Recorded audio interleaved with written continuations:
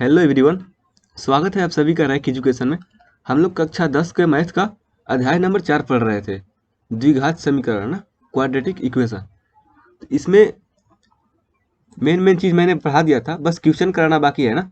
ये चैप्टर लगभग ख़त्म ही हो गया है, बस कुछ कुछ क्वेश्चंस बचा है, वो क्वेश्चन करेंगे, उसके बाद ये ख़त्म है। ठीक है, तो चलिए स्टार्ट करने से पहले यदि आप लोग इस चैनल पर नए हैं तो चैनल को सब्सक्राइब कर दीजिएगा।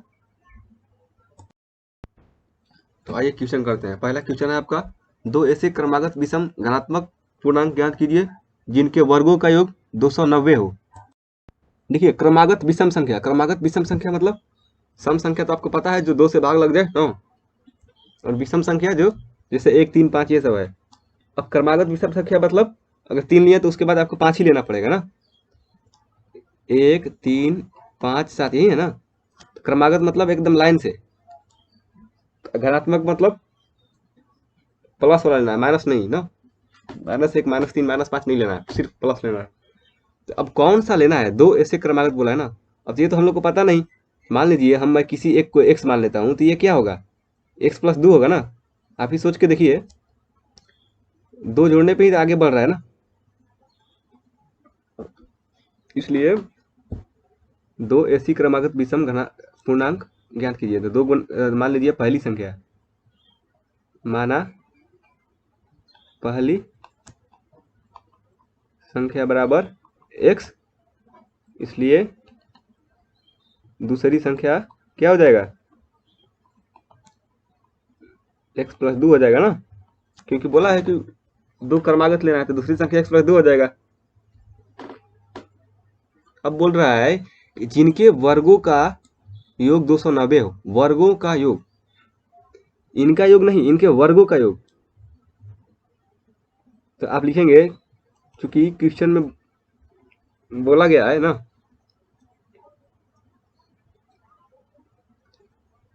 लिखेंगे आप, दिया गया है, क्योंकि दिया गया है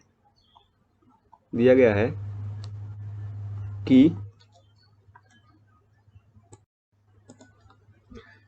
इनके वर्गों का योग मतलब पहली संख्या का वर्ग प्लस दूसरी संख्या का वर्ग, इन दोनों का योग ना। दोनों का वर्ग लेने के बाद उनका योग, वर्गों का योग कितना है? 290 है। यही तो दिया गया है ना आपको। हो गया, क्वेश्चन खत्म हो गया। अब क्या,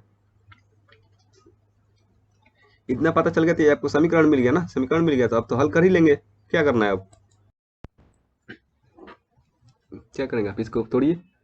ये क्या है? x का स्क्वायर है प्लस ये a + b का होल स्क्वायर है ना। तो क्या होता है? a² plus 2 × a × b plus b का स्क्वायर बराबर 290। तो x² जुड़ेगा तो क्या हो जाएगा? 2x²। ये 2 दूनी का 4x ना, प्लस ये 4 बराबर 290। अब देखिए, 2x² प्लस 4x, ये प्लस 4, ये इधर आएगा तो माइनस का 290 हो जाएगा ना, बराबर 0। उसके बाद 2x² प्लस 4x, अब ये घटा दीजिए, क्या बन जाएगा? 290 में से 4 घटाइएगा तो ये हो जाएगा माइनस का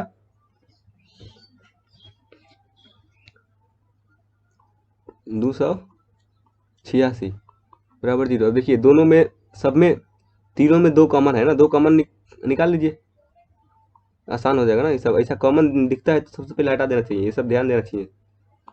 इससे आप लोग को कम मेहनत करना पड़ेगा ना। तीनों में से 2 कॉमन निकाल के उधर भेज दिए। 0/2 मतलब कुछ नहीं, 0 ही रहेगा उधर, इसलिए ये थोड़ा सा छोटा हो गया। अब इसको हल कर लीजिए।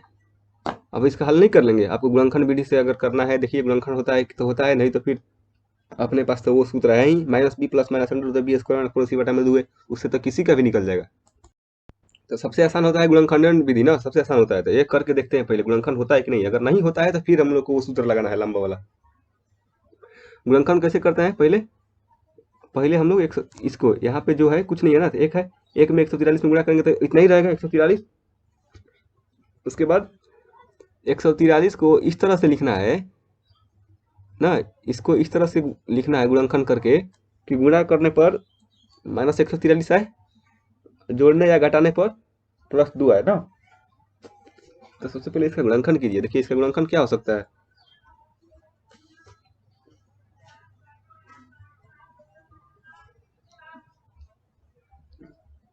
इसका गुणनखंड कटा के देखिए किस चीज से कटेगा। एलसीएम निकाल के देखिए।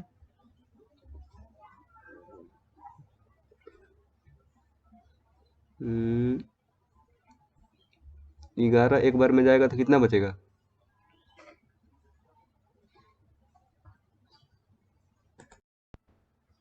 हाँ ठीक है, 13 बार में। इसका मतलब 143 को हम लोग क्या लिख सकते हैं, 11 गुणे 13 ना, गुणे 1 भी लिख सकते हैं, ये तो बताया था मैं। तो इसको देखिए, अभी एक को छोड़िए, अभी पहले ये दोनों को लेके देखते हैं ना। 11 और 13 जोड़ने पे या घटाने पे 2x आ जाएगा क्या। हाँ आ जाएगा।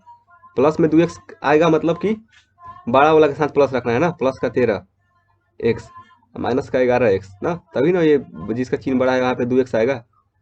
और जब गुणा करेंगे तो प्लस माइनस माइनस माइनस 143 आ जाएगा। इसका मतलब एक्स स्क्वायर को तो ऐसे ही उतार दीजिए, प्लस 2x को हम लोग क्या लिख सकते हैं, plus 13x minus 11x minus 143 इसी तरह से उतर जाएगा बराबर 0। ठीक है, अब इसको कर दीजिए गुणनखंड। ठीक है, इसमें से क्या किया जाता है, अब बस x कॉमन निकाल लीजिए तो क्या बचा, x बचा, प्लस 113 बचा, माइनस 11 इसमें से कॉमन निकाल लीजिए, ये x माइनस 143 में से 11 कॉमन निकाल लीजिए। 143 को क्या लिख सकते हैं, 11 गुणा 3। इसमें से जब 11 निकल जाएगा तो 13 बचेगा वहाँ पे बराबर 0। x प्लस ये 113 नहीं है, सिर्फ 13 है। x प्लस 13 गुणे x माइनस 11 बराबर 0। ये आ गया। अब यहाँ से बताया था इसका हल निकालने के लिए अब गुणनखंड को 0 करना है ना। क्या करेंगे इसके बाद x प्लस 13 बराबर 0 ना, या फिर x माइनस 11 बराबर 0, दोनों को 0 करना है। तो यहाँ से x बराबर क्या आ गया, माइनस का 13, और यहाँ से x बराबर 11 आ गया। x का 2 मान आ गया, दोनों आंसर होगा क्या, नहीं। क्यों, देखिए क्वेश्चन में क्या बोला था आपका, क्वेश्चन पढ़िए। धनात्मक वाला सिर्फ लेना है ना, मैं बोला था सिर्फ प्लस वाला लेना है।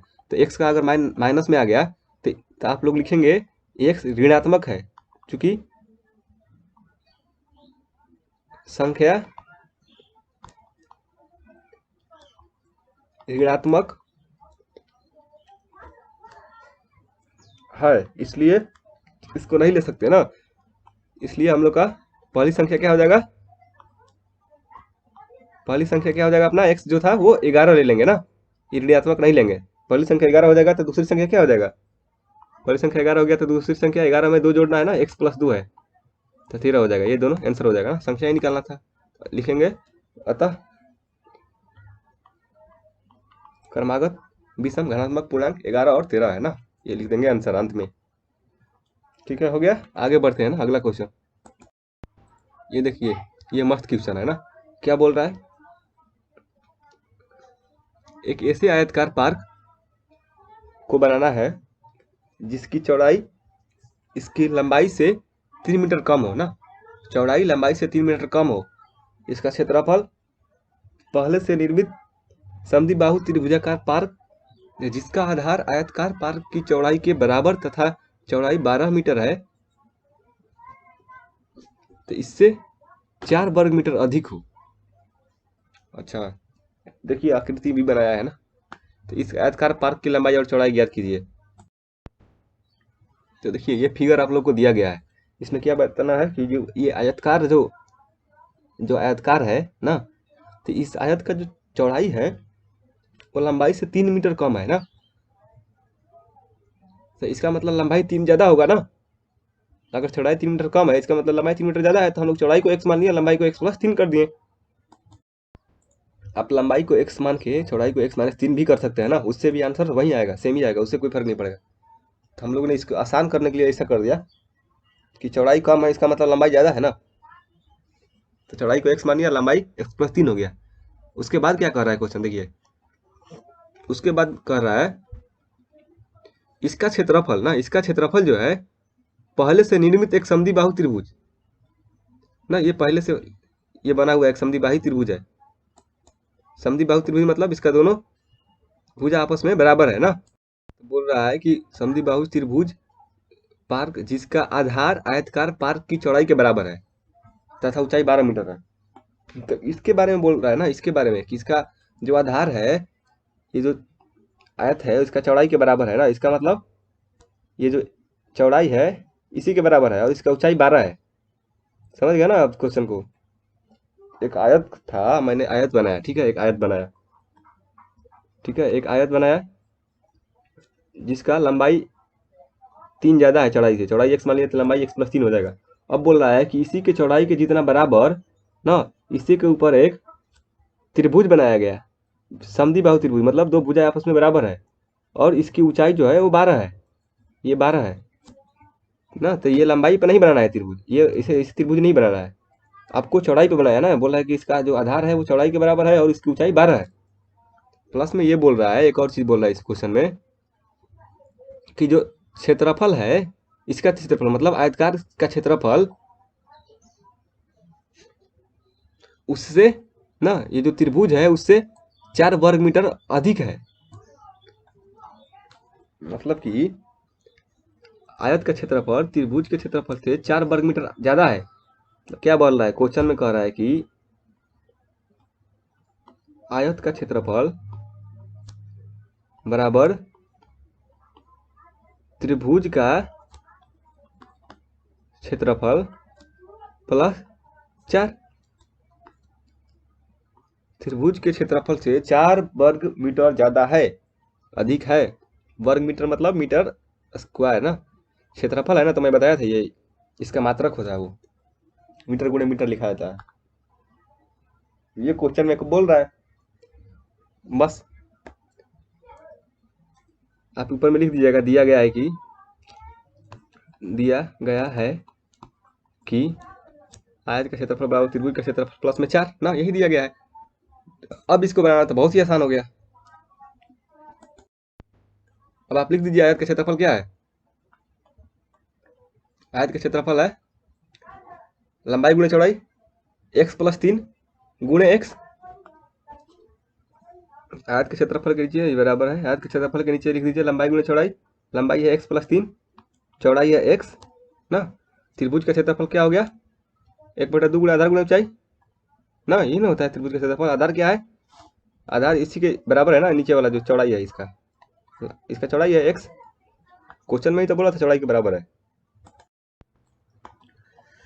इसलिए इसका बदला हो गया 1/2 गुणे आधार है x, ऊंचाई है 12 और प्लस 4 उधर से था ही। बन गया आपको समीकरण, x का मान निकाल लीजिए। अब क्या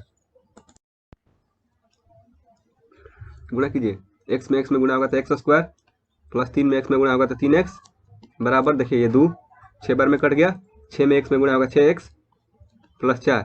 अब इधर ला दीजिए x² प्लस 3x, 6 इधर में आएगा तो माइनस में बन जाएगा, 4 भी इधर आएगा तो माइनस में हो जाएगा ना, बराबर के उधर जाता है तो चिन्ह बदलता है।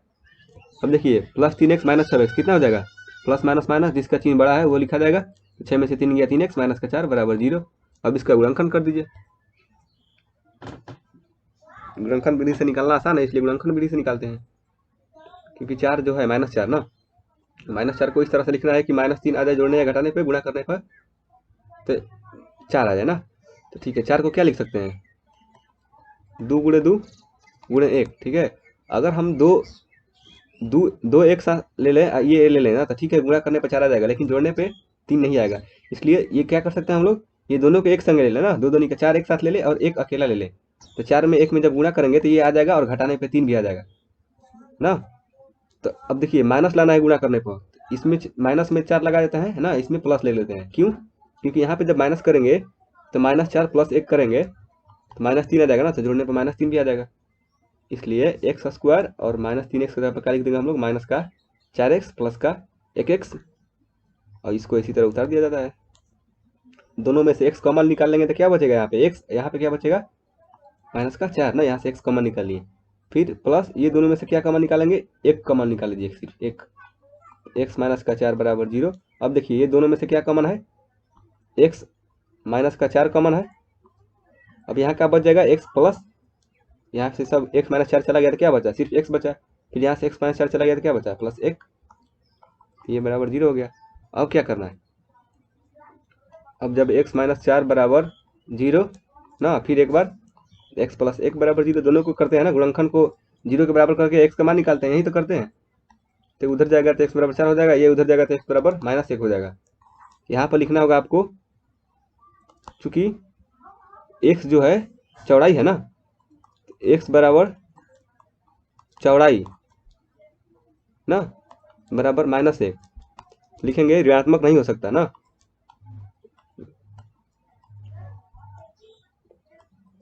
ऋणात्मक नहीं हो सकता, चौड़ाई -1 जो है चौड़ाई ऋणात्मक नहीं हो सकता, चौड़ाई ऋणात्मक नहीं हो सकता,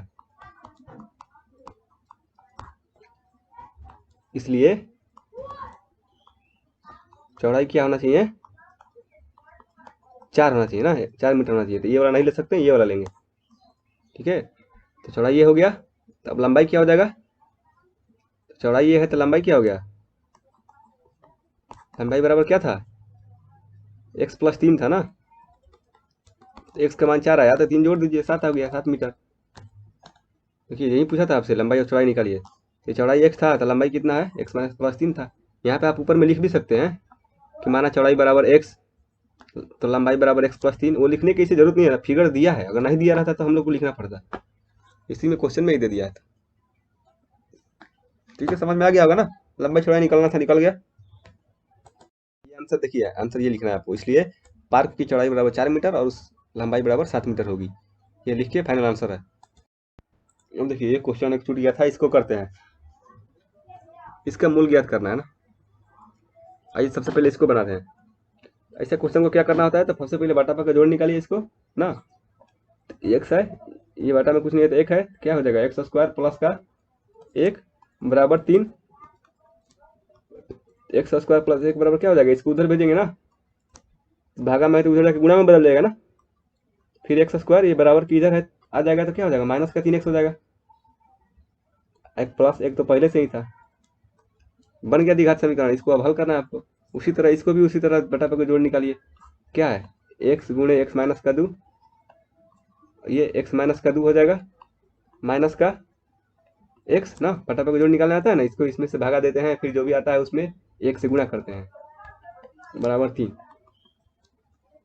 अब देखिए ये x माइनस का 2 माइनस का x ना बराबर 3, इसको नीचे है ना तो ऊपर भेज देंगे, उधर जाएगा तो गुणा में हो जाएगा ना, x गुणे x माइनस का 2, ये देखिए x माइनस एक्स खत्म हो जाएगा ना, +x है -1 कट जाएगा, -2 बच जाएगा, बराबर 3 गुणे, अब देखिए इसको अंदर में गुणा कर दिए, x को x के साथ गुणा कर देंगे x², फिर -2 से गुणा करेंगे तो -2x ना, तो -2 बराबर, फिर इसको अंदर गुणा कीजिए 3x² -3 दूनी का 6x, अब इसको उधर ले जाइए ना, सजा दीजिए उसको, तो 0 बराबर 3x² -6x + 2, ऐसे ही दिखाते हैं ना, तो इसको अब अच्छे से सजा के लिख दीजिए, x² -6x + 2 बराबर 0। अब इसका हल करना है आपको, बस दोनों समीकरण का हल कर दीजिए। चलिए पहले इस क्वेश्चन को बनाते हैं, गुणनखंड विधि से होगा क्या, नहीं गुणनखंड तो इसका नहीं हो सकता, गुणनखंड विधि से नहीं होगा। तो सबसे आसान तरीका x बराबर, ये सूत्र तो आपको याद रखना है, -b प्लस माइनस का under root of b² minus का 4ac बटा में 2a, और यहाँ पे ऊपर लिखिएगा a बराबर कितना है, इसका गुणांक कितना है 1, b बराबर कितना है x के साथ जो गुणा में है -3, c बराबर जो अचर पद है 1, सूत्र में रख दीजिए माइनस का b मतलब कि -3, पहले से एक माइनस रहता है, प्लस माइनस अंडर रूट में -3 का वर्ग माइनस का 4 गुणे 1 गुणे 1 ना 4ac बटा में 2a 2 गुणे 1, ये माइनस माइनस गुणा होकर प्लस का 3 बन जाएगा, प्लस माइनस का स्क्वायर रूट में कितना हो जाएगा, ये -3 में गुणा करेंगे तो प्लस का 9 बन जाएगा, ये माइनस का 4 में 1 गुणा करेंगे तो 4 बन जाएगा बटा में 2, तो ये 3 प्लस माइनस का 9 में से 4 गया 5 बटा में 2, तो इसलिए इसका जो आंसर आ गया वही हो गया आंसर। तो आप ये लिख सकते हैं मूल बराबर 3 प्लस √5 बटा में 2 तथा 3 माइनस √5 बटा में 2 ना, प्लस माइनस का मतलब यही होता है ना, एक बार प्लस के साथ लीजिए, एक बार माइनस के साथ लीजिए, हो गया आंसर ये दोनों। बहुत आसान था ना। अब देखिए इस क्वेश्चन को देखिए, क्या इस गुणनखंड से हो जाएगा क्या? ये 3 दूनी का 6, इसको इसमें गुणा करते हैं ना, इसको इसमें गुणा किया जाता है, 3 दूनी का 6 हो गया। और 6 को इस तरह से लिखा जाए कि जोड़ने या घटाने पर -6 आ जाए, गुणा करने पर 6 आए। तो लिख तो सकते हैं इसको, 3 गुणे 2 लिख देंगे 6 को, और 3 2 जब जोड़ेंगे तो 5 हो जाएगा ना, नहीं हो सकता इसका, तो गुणनखंड विधि से नहीं होगा। तो फिर से यही सूत्र लगाना होगा आपको। तो तुलना कीजिए, ए क्या है, ए एक्स स्क्वायर का गुणनखंड 3, बी क्या है माइनस का 6, सी क्या है 2 है ना, ये सब देखना तो आता होगा ना आपको। पिछला वीडियो में भी बता चुका हूँ, कितना क्वेश्चन भी करवाया था। अब तो आप लोग को चुटकी में बन जाना चाहिए, एकदम चुटकी बजाते 2 मिनट में 1 मिनट में बजाना चाहिए। तो एक्स बराबर क्या हो जाएगा, माइनस का बी प्लस माइनस का अंडर रूट में बी स्क्वायर माइनस का 4ac बटा में 2a, ठीक है। माइनस का बी की जगह पर -6 प्लस माइनस का अंडर रूट में -6 का वर्ग -6 स्क्वायर ना, माइनस का 4 गुणे ए की जगह पर 3 गुणे सी की जगह पे 2, ठीक है, बटा में 2a, 2 गुणे ए की जगह पर 3। ये क्या हो गया, माइनस माइनस गुणा होगा तो प्लस का 6 बन जाएगा, प्लस माइनस अंडर रूट में -6 गुणे -6 क्या हो जाएगा, प्लस का 6 36 ना, ये चढ़ती है 12 दूनी का 24 बटा में 6। अब देखिए ये 6 प्लस माइनस का, ये देखिए घटेगा तो कितना बचेगा, 12 बचेगा ना, बटा में 6। अब देखिए रूट में 12 है, इसको क्या करेंगे, रूट में 12 है क्या लिख सकते हैं, 12 का गुणनखंड कीजिए, 2 गुणे 2 गुणे 3 लिख सकते हैं। तो 2 गुणे 2 2 2 का 1 2 बाहर आ जाएगा ना, तो क्या बच जाएगा 6 प्लस माइनस का 2 और रूट में सिर्फ 3 बच जाएगा ना, बटा में 6। अब देखिए इसको 6 से भागा दीजिए या फिर इसमें से 2 कॉमन निकाल लीजिए। देखिए 2 कॉमन निकालेंगे तो क्या बचेगा यहाँ पे, 3 प्लस माइनस अंडर रूट में 3 बटा में 6। अब 2 3 6 कट जाएगा ना, तो 3 बचेगा ना, तो 3 प्लस माइनस का रूट 3 ना, 3 प्लस माइनस का रूट 3 बटा में 3 हो जाएगा आंसर। या फिर और छोटा करना चाहें आप इसको, तो इसको अलग अलग कर दीजिए, 3 बटा में 3 प्लस माइनस का रूट 3 बटा में 3, तो ये 3 बटा 3 1 हो गया, 1 प्लस माइनस का रूट 3 बटा में 3। देखिए 3 को क्या लिख सकते हैं, मैं आपको पहले भी बताया था, 3 को लिख सकते हैं आप रूट 3 गुणे रूट 3 ना। तो यहाँ से जब रूट 3 गुणे रूट 3 को लिखेंगे तो 1 रूट 3 कट जाएगा, क्या बचेगा 1 बटा रूट 3, तो ये हो जाएगा आंसर ना। एक्स का दो मूल होगा, मूल क्या क्या होगा, 1 प्लस 1 बटा रूट 3 और दूसरा क्या होगा 1 माइनस 1 बटा रूट 3, ये होगा आंसर। ठीक है, समझ में आ गया होगा ना, कुछ नहीं था, आसानी था, बस गुणा भागा करना था। देखिए ये क्वेश्चन, ये अच्छा क्वेश्चन है ना, गुड क्वेश्चन, इंपोर्टेंट लगा लीजिएगा। ऐसा क्वेश्चन मैंने 2 चर वाला रैखिक समीकरण में भी कराया था, एकदम सेम ऐसे ही था। कोई बात नहीं, आप लोग को अगर याद नहीं होगा तो फिर से मैं कराता हूँ इसको। तो मैंने क्या बताया था उस समय कि जिससे इसे धारा चल रहा है, ठीक है, ये नदी की धारा है, इसमें आप नाव लेकर बैठे हुए हैं, ठीक है, आप नाव चला रहे हैं, अगर धारा इधर ही बह रहा है x किलोमीटर प्रति घंटा की चाल से ना, धारा की चाल अगर x है, अगर आप नाव लेके चल रहे हैं, अगर नाव का चाल आपका y है ना, तो मैंने क्या बताया था कि अगर धारा के अनुकूल, मतलब उसी की दिशा में, अनुकूल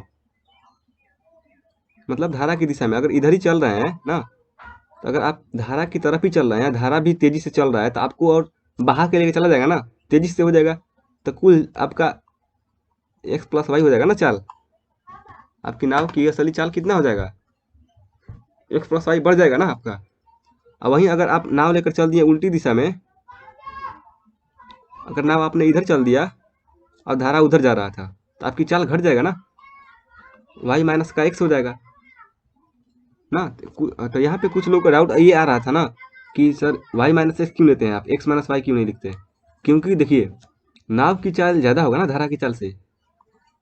अगर आप धारा की तरफ जा रहे हैं, अगर आप नाव को क्या करते हैं, खेवते हैं ना, नाव को खेवेंगे तो धारा से तेज नहीं चलेंगे तो आप पहुँचेंगे कैसे, तो आपको नाव को खेवना है ना, तो नाव का चाल धारा की चाल से ज़्यादा रहेगा ना, इसलिए हम लोग नाव का चाल ज़्यादा लेते हैं, नाव की चाल माइनस धारा की चाल।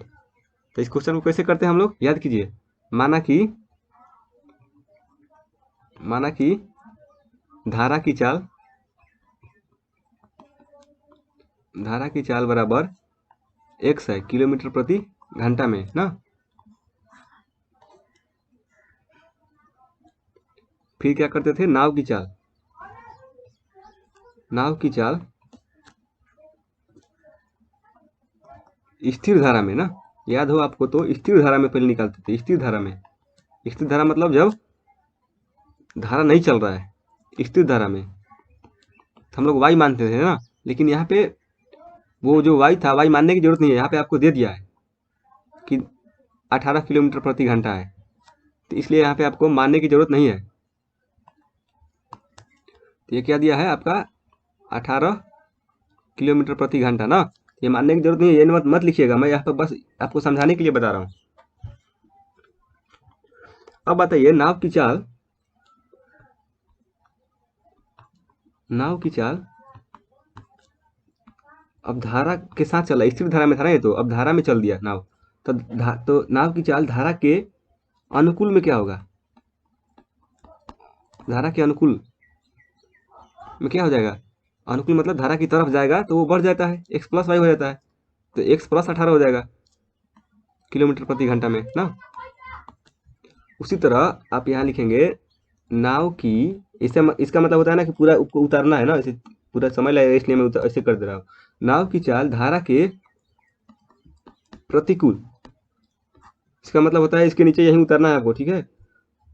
धारा के प्रतिकूल क्या हो जाएगा, x माइनस का वाई ना, तो x माइनस का 18, समझ गए।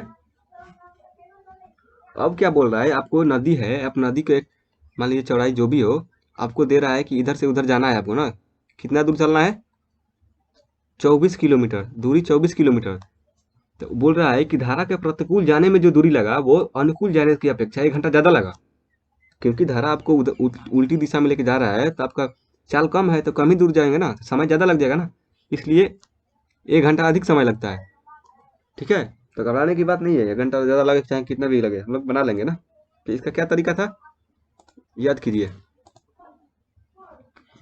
अब जो है नाव की चाल धारा के अनुकूल निकल गया, अब देखिए, अब लिखेंगे कि धारा के अनुकूल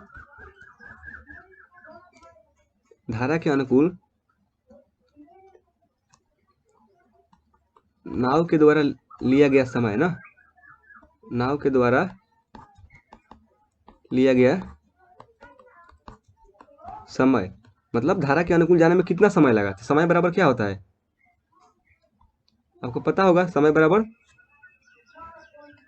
दूरी बटा में चाल, ये सूत्र तो याद होगा, बचपन से याद करते आ रहे हैं। तो दूरी कितना दिया है 24 किलोमीटर, और धारा के अनुकूल चाल कितना है x प्लस 18, ठीक है। उसी तरह धारा के प्रतिकूल जाने में नाव के द्वारा लिया गया समय, कितना समय लिया नाव ने जाने में, कितना समय लगा इसको जाने में, फिर से दूरी बटा समय, दूरी बटा चाल ना, दूरी बटा चाल, दूरी कितना था उतना ही दूरी था, इसका चाल कितना है x माइनस का 18। अब क्वेश्चन में कह रहा है कि क्वेश्चन में ये कह रहा है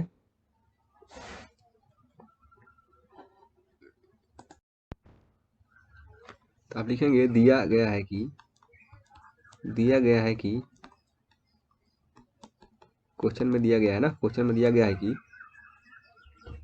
जो धारा के अनुकूल जाने में चाल लगा ना, क्वेश्चन में क्या फिर से पढ़ते हैं, प्रतिकूल जाने में जो समय लगा वो अनुकूल से 1 घंटा ज़्यादा लगा ना, धारा के प्रतिकूल जाने में समय ना, तो धारा के प्रतिकूल जाने में समय कितना लगा था 24 बटा में x माइनस का 18, ये जो समय लगा वो धारा के अनुकूल जाने में जो समय लगा 24 बटा में x प्लस 18 है ना, इसके जाने में जो समय लगा उससे 1 घंटा ज़्यादा लगा समय, आया समझ में कि नहीं। ये जो प्रतिकूल जो समय था वो अनुकूल समय जितना लगा उससे 1 घंटा ज़्यादा समय लगा, तो 1 घंटा ज़्यादा जोड़ देंगे, यही है आपका समीकरण, ये समीकरण बन गया। इसके बाद तो आप बना ही लेंगे, यही तो मेन था बस, इसके बाद तो बच्चा सोल्व कर लेगा इसको, क्या करना है। देखिए क्या करेंगे, इसको बटा के जोड़ निकाल लेंगे, बस काम खत्म।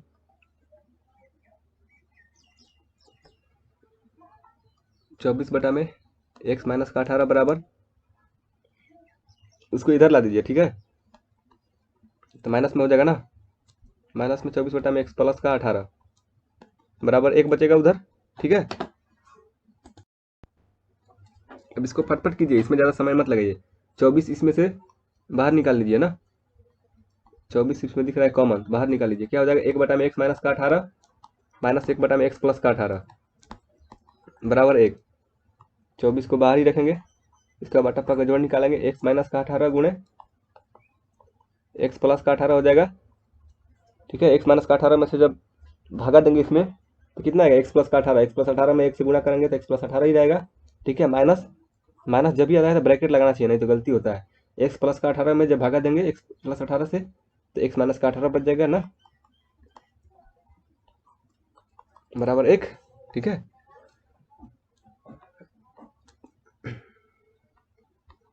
यहाँ पे 24 हो गया, ये एक्स प्लस का 18, ये माइनस एक्स हो जाएगा, ये माइनस माइनस जब गुणा होगा तो प्लस का 18 हो जाएगा ना। और जो इधर था नीचे उसको एक की तरफ भेज दीजिए तो एक में इसमें गुणा हो जाएगा ना, 1 गुणे एक्स माइनस का 18 गुणे एक्स प्लस का 18। अब क्या करेंगे इसको, 24 गुणे, देखिए ये प्लस में एक्स था, ये माइनस में एक्स है, कट जाएगा, ये 18 18 36।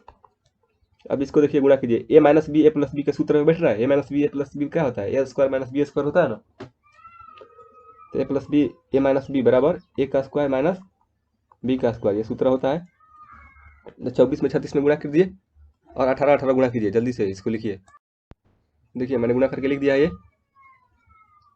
हो जाएगा। तो फिर एक्स स्क्वायर क्या बच जाएगा, तो ये है जो 864, उधर ला दीजिए 324 बराबर एक्स स्क्वायर। 864 में 324 को जोड़िए। देखिए इस क्वेश्चन में हम लोगों ने क्या मिस्टेक किया है, ये मिस्टेक बोला था ना बार बार होगा। मैं बोला था कि नाव का चाल ज़्यादा लेना है, ये धारा की चाल है एक्स, नाव की चाल है वाई, तो वाई माइनस एक्स लेना था ना। यहाँ पर देखिए हम लोग एक्स माइनस का वाई लिख दिए ना, ये तो गलत हो गया। तो यहाँ पर वाई माइनस का एक्स लेना था, ठीक है। तो ये 18 माइनस एक्स लेना था, एक्स माइनस 18 नहीं, क्योंकि इसका जो वाई था वो दिया था 18, तो Y minus X Y plus X करते हैं, ठीक है। तो ये जो धारा के अनुकूल में जो समय लगा था तो एक्स प्लस 18 था, ठीक है। लेकिन जो उसके प्रतिकूल में है वो 18 माइनस एक्स है ना, एक्स माइनस 18 हम लोग लिख दिए थे, वो गलत है, ठीक है ना। अब समझ में आया होगा ना, इसीलिए मैं बोला था, ये पहले ही बताया था। तो आइए देखिए इसको अब करते हैं। तो जो बोला था इसके जो प्रतिकूल जाने में समय लगा वो अनुकूल जाने में जो समय लगा उससे एक ज़्यादा लगा ना, इसका आप बटा पर जोड़ निकालिए। आइए इसमें से 24 क्या बोला था कॉमन हो जाएगा, 1 बटा में 18 माइनस का एक्स माइनस का, ये उधर जाएगा माइनस में हो जाएगा ना, 1 बटा में एक्स प्लस का 18 बराबर 1। इसका बटा पर का जोड़ निकाल दिए, माइनस 18 माइनस का एक्स 18 माइनस का एक्स गुणे एक्स प्लस का 18। समझ में आ रहा है ना, इसको बटा पर जोड़ निकाला बस, जिसे पिछला बार किया था। एक्स प्लस 18 माइनस का 18, ये माइनस माइनस प्लस का एक्स बटा में 18 माइनस का एक्स गुणे 18 प्लस का एक्स है ना, एक्स प्लस 18 या फिर 18 प्लस एक्स एक ही चीज़ है ना। अब ये क्या हो गया, देखिए 18 माइनस 18 प्लस 18 कट गया, एक्स प्लस एक्स 2x, इसको भेज दीजिए उधर, 18 माइनस एक्स गुणे 18 प्लस का एक्स, ये क्या हो गया 24 दूनी का 48x बराबर ये ए प्लस बी गुणे ए माइनस का बी। तो क्या बताया था, ए स्क्वायर माइनस बी स्क्वायर, ए का स्क्वायर माइनस बी का स्क्वायर, बी की जगह पे एक्स है ना। तो 48x बराबर 18 का स्क्वायर कितना होता है 324 ना, तो 324 माइनस का एक्स स्क्वायर। तो ये आपके पास समीकरण क्या बोल रहे हैं, एक्स स्क्वायर की इधर ला दीजिए, तो एक्स स्क्वायर प्लस 48x तो इधर है ही, ये माइनस 324 इधर ला दीजिए, माइनस में हो जाएगा ना। तो ये आपका समीकरण हो गया ना, ये समीकरण। बस इतना ही तो काम था, इतना आ गया तो फिर तो आपको हल करना आता ही है।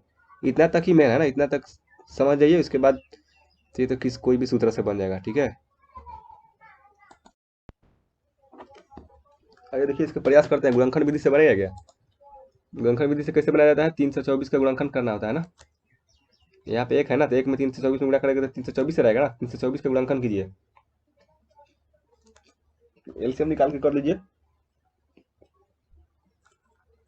एलसीएम निकाल के आप कर लीजिएगा तो वो, जिसे कि इसको क्या लिखे थे हम लोग, 18 × 18 था ना।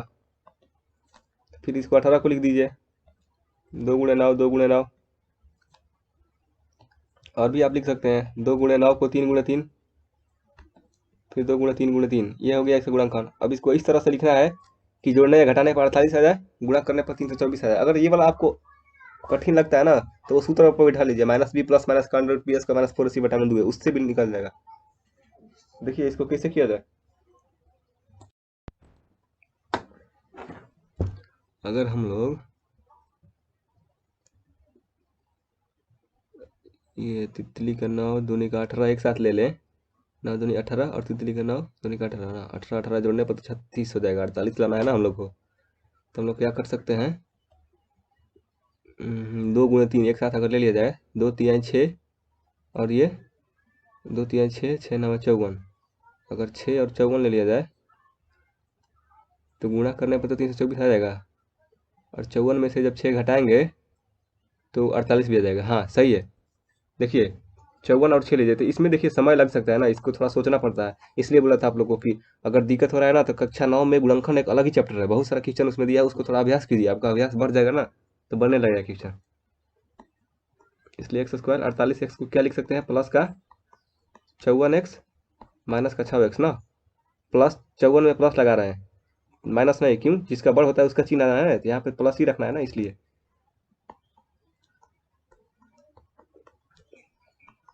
अब क्या करते हैं, अब तो आपको बन ही जाएगा ना। x कॉमन ले लीजिए, तो यहाँ पे क्या बचा है, x प्लस, इधर 54 बच जाएगा, फिर माइनस, इसमें से 6 कॉमन ले लीजिए, तो ये x, ये माइनस कॉमन निकालेंगे तो फिर प्लस बन जाएगा ना, प्लस ये 54 बचेगा। देखिए 54 में 6 में गुणा करके देख लीजिए, 324 आ जाएगा। अब ये दोनों में से क्या कॉमन है, x + 54, दोनों में कॉमन आ गया ना। तो x + 54 यहाँ से गायब हो गया, तो क्या बचा, सिर्फ x बचा। इसमें से x + 54 चला गया तो क्या बचा, माइनस का 6 बचा, बराबर 0। तो यहाँ से गुणनखंड को क्या किया जाता है, दोनों गुणनखंड को 0 किया जाता है, x का मान निकाला जाता है ना। x - का 6 बराबर 0, तो उधर जाएगा तो x बराबर प्लस का 6 हो जाएगा, इधर x माइनस का 54।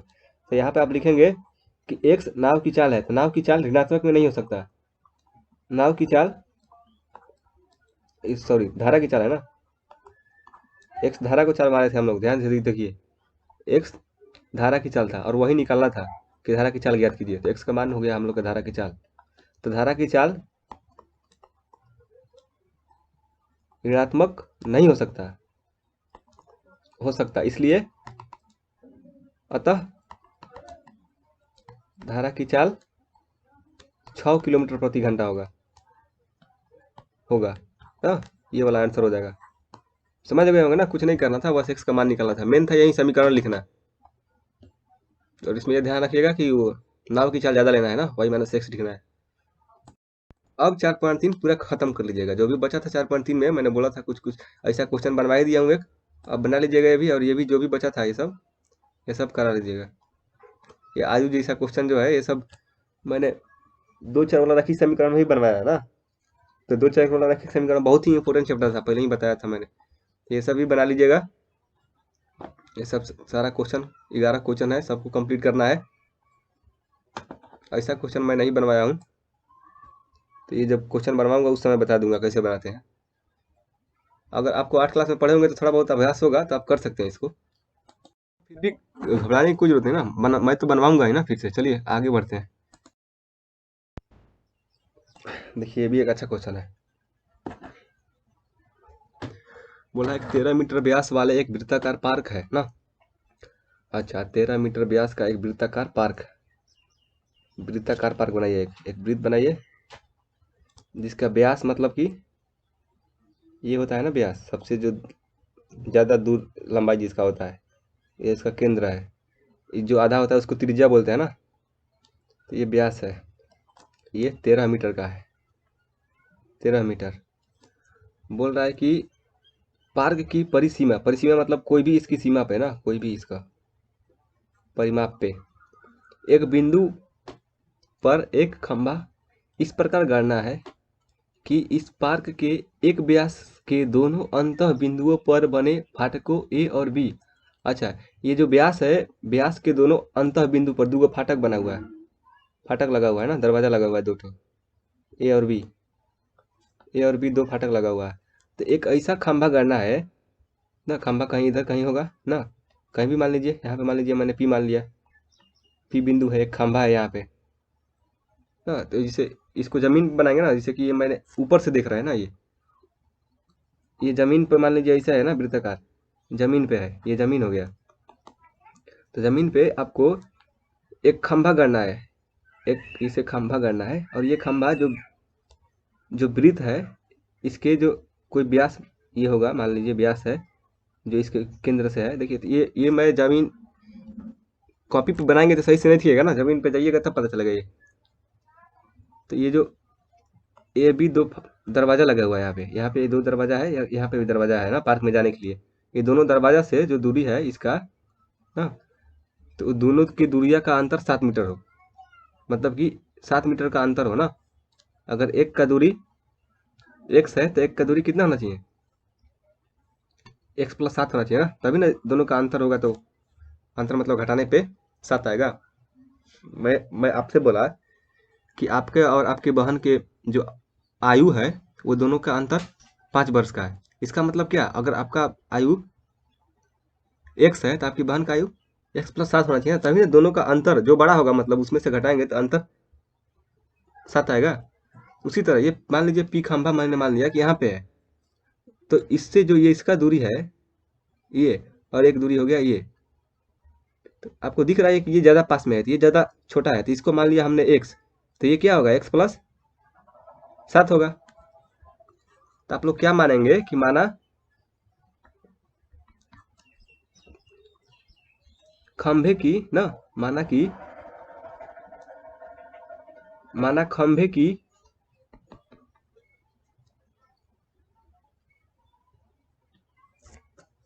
फाटक बी ना, दूसरा फाटक बी से दूरी x मीटर है ना, खंभे की फाटक बी से दूरी मान लिया x मीटर है, तो इसलिए खंभे की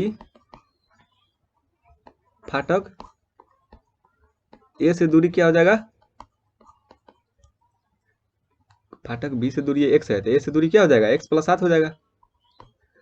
ठीक है, अब आप इसको क्या लिख देंगे, ये ऐसे लिखते हैं ना, बराबर नहीं है ऐसे, इसका मतलब इसका होता है कि इसका मतलब कि BP ना, BP बराबर x, यही हुआ ना।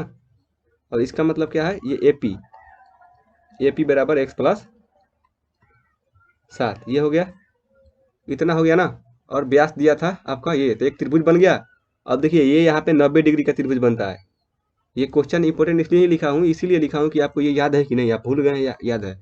कक्षा 9 में आप पढ़े होंगे ज्यामिति में, या फिर 10 में ही पढ़ेंगे, त्रिभुज का दो त्रिभुज चैप्टर है उसमें, कि यदि इसके व्यास पर कोई भी, इसे अलग से बनाता हूँ ना, जैसे एक वृत्त है, इसके व्यास पे कोई भी त्रिभुज बनाइए, ये त्रिभुज हो गया ऐसा, ये 90 डिग्री होगा। या फिर ऐसे बनाइए, किसी भी तरह का त्रिभुज बनाइए, व्यास पे होना चाहिए ना, व्यास पे और इसके त्रिभुज पे मिलना चाहिए, तो ये 90 डिग्री ही होता है। इधर से भी बनाइएगा तो ये 90 डिग्री आता है यहाँ पे ना। तो इसलिए आप यहाँ पे लिखेंगे कि त्रिभुज ABP एक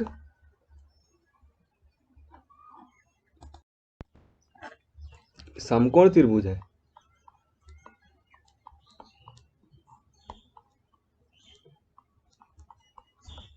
समकोण त्रिभुज है ना, तो इसलिए पाइथागोरस थ्योरम द्वारा ना,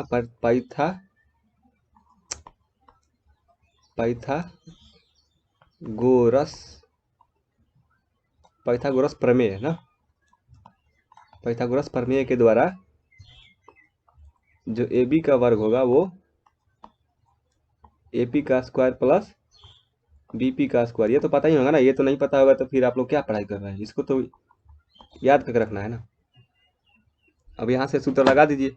ए बी कितना है 13 है ना, तो 13 का बराबर ए पी कितना है x+7 का वर्ग, बी पी कितना है x का वर्ग। अब क्या ये क्वेश्चन खत्म हो गया, ये तो बन गया। अब क्या 13 का गुणा कीजिए 169 होगा ना सर, 13 का वर्ग आपको याद होगा, ये a + b का whole square, A square plus 2ab plus B square ना, X square plus 14x plus X square हो जाएगा। तो ये सब आपको आता होगा क्योंकि ये सब कक्षा 9 से ही आप करते आ रहे हैं। एक्स स्क्वायर प्लस 14x, ये x square plus X square जोड़ दीजिए, कितना हो जाएगा 2x square, 2x square plus 14x, और जो उधर में था इसको इधर ला दीजिए -169, इसको सजा के लिख दीजिए 2x square plus 14x minus का 169 बराबर 0। अब इसमें से 2 कॉमन निकाल दीजिए ना, कॉमन निकलेगा क्या, नहीं निकलेगा ना, कोई बात नहीं, नहीं निकलेगा तो इतना ही हो जाएगा अपना द्विघात समीकरण। अब इस द्विघात समीकरण का हल करने का तरीका आपको पता भी है, कौन सा तरीका, गुणनखंड विधि। आप बोलेंगे कि सर बार बार गुणनखंड विधि से करवा रहे हैं, आ नहीं रहा है, 9 क्लास में पढ़े थे भूल गए हैं, ठीक है कोई बात नहीं, आपके पास ये सूत्र है ना, माइनस का बी प्लस माइनस का स्क्वायर रूट में बी स्क्वायर, बी की जगह पर क्या है 14 है, माइनस का 4ac ना 4, ए की जगह पर 2 है, सी की जगह पर माइनस का 169 बटा में 2a, 2 गुणे ए की जगह पे 2, ये सूत्र लगा लीजिए। ये सूत्र तो आपको याद होना ही चाहिए ना, ये नहीं याद है तो फिर क्या कर सकते हैं आप। फिर से आप लोग यहाँ पे गलती करा दिए, देखिए आप लोग ध्यान नहीं देते हैं, को बताना चाहिए ना। ये देखिए 7 का वर्ग होगा ना, A square plus 2ab plus B square कहाँ गया, 7 का वर्ग ना, तो 49 एक आएगा, तो पहले से एक 49 था, एक माइनस 160 आ गया, कितना बच गया, ये घटा दीजिएगा, कितना हो गया 120 बचा ना, तो सी की जगह पर क्या हो गया 120, तो 14 का वर्ग कीजिए, 14 गुणे 14 कितना हो गया 196, माइनस देखिए ये माइनस था, माइनस माइनस का प्लस हो जाएगा, 4 गुणे 2 गुणे 120, तो देखिए तो ऐसा गुणा कैसे किया जाता है, सबसे पहले 4 में 8 में गुणा कर दीजिए ना, 4 में 2 में तो 8 हो गया, और 8 में 120 में गुणा करना है, तो सिर्फ 12 से गुणा कर लीजिए, तो क्या हो जाएगा 12 8 96, और जो 0 था वो 0 बैठा दीजिए, 960 हो गया बटा में 4, तो माइनस का 14 प्लस माइनस का ये जोड़ दीजिए, कितना हो गया, ये हो जाएगा 1156 बटा में 4। अब 1156 का आप लिखेंगे, वर्गमूल निकालेंगे, कैसे निकाला जाता है, 2 एक साथ लिया जाता है ना, तो 3 तिली का यहाँ पे लिखिए, तितली का 9, यहाँ पे भी 3 लिखा जाता है, इसको जोड़ा जाता है तो 6 हो जाता है, और इसमें से घटाएंगे तो 2, फिर 2 एक साथ 2 उतरता है ना।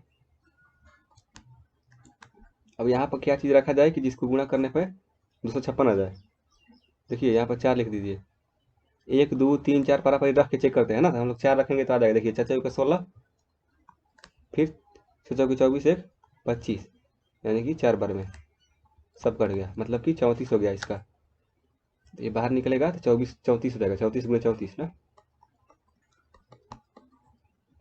ये बाहर निकलेगा 34 बटा में 4, तो इसका मतलब क्या हो गया कि x का जो मान आया वो एक बार माइनस में लेंगे और एक बार में प्लस में,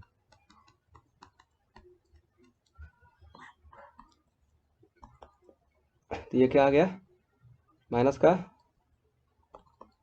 48 बटा में 4, माइनस का 12, और यहाँ से क्या आ गया x बराबर